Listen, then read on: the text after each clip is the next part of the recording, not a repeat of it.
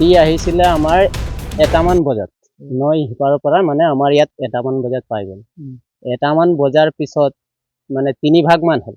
৩ ভাগ, এভাগ পালেগৈ হাউতলি বাগানত, এভাগ এইফালে আমাৰ নৈ কিনাৰৰ ফালে ঘূৰি আছিলে আৰু এভাগ এইফালে ঘূৰি আছিলে এই ঘৰৰ ওচৰতে। তেনেকাতে মানে মানুহ ইফালে সিফালে চাওঁতে মানে ৰাতিপুৱা হ'ল।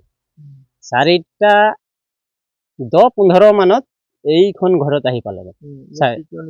ইয়াত এতিয়া বৰ্তমান ঘৰ, ৰান্ধনী ঘৰ ভাঙিলে, ডাঙৰ ঘৰটো ভাঙিলে, লগতে ঘৰৰ গাৰ্জেনক মানে ওলাই আহোঁতে মানে হয়তো যোৱাৰ মুখতে পোৱাত মানে তাক বেক চাইডেদি মাৰিলে নে কেনেকৈ এইটো দেখা নাই বাৰু, কিন্তু ধানৰ ওপৰত বেগ এটা তাৰ ওপৰত পৰি আছিল, মানুহজনৰ ওপৰত।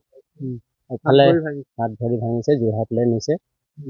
তাৰ পৰা এতিয়া ধানৰ বেগ কিছুমান আছে, ফালি পেলাই দিছে। গাঁও মানে আমাৰ এই হাউতলি ধনচিৰি পাৰতেই নষ্ট কৰিছে এতিয়া বৰ্তমান।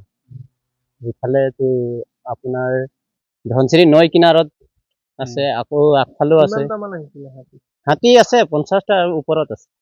এতিয়া নিশা হ'লেই ভয় লাগে। নিশা হ'লেই ভয় লাগে। মানে ফৰেষ্টৰ আহিছিলে, কিন্তু ফৰেষ্টৰ আৰু কিমানকে হেৰি কৰিব আৰু, চবফালে চাব নোৱাৰে। ভাগ হৈ গ'ল হাতীবিলাকে, ৩ ভাগ হৈ গ'ল। 3 ভাগত এতিয়া ফৰেষ্টৰ ক'ত যাব এতিয়া? এই ৰাইজৰ লগতে আৰু এন্ধাৰত ঘূৰি আছে আৰু তেনেকাতে আহিছে হঠাৎ। ধান অলপ খালে, নষ্ট কৰিলে, অলপ বেছি নাখালে যদিও অলপ নষ্ট কৰিলে। আৰু জুই জ্বলোৱা সময়তে মানে জুই জ্বলাইয়ে আছো আৰু অকণমান ভিতৰলৈ সোমাম, ক'লো চাহ অলপ বনাই খাম বুলি। তাৰপিছত সেই সময়তে মানে আহি আছিলে নেকি, আমিও নাজানো। তাৰপিছত ঘপকলৈ আহি পাই গ'ল। পাকঘৰৰ বেৰ মানে যেতিয়া ভাঙিলে তেতিয়া আমাৰ ল'ৰাটো ক'লে, মা বোলে পলাই আহি পালে, এনেকৈ ক'লে। তাৰপিছত মই পলাই গুচি গ'লো এই পথাৰ ফালে।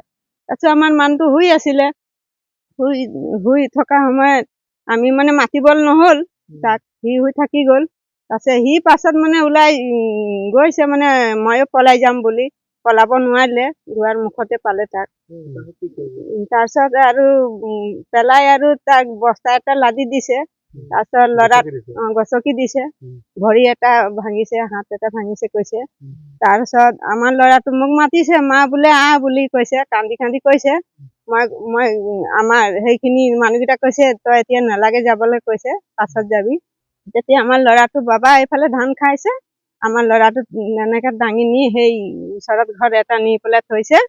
যেতিয়া বাবাই গুচি গ'ল তেতিয়া চোতালত আনি শুৱাই আৰু গাড়ী মাতি পেলাই লৈ গৈছে।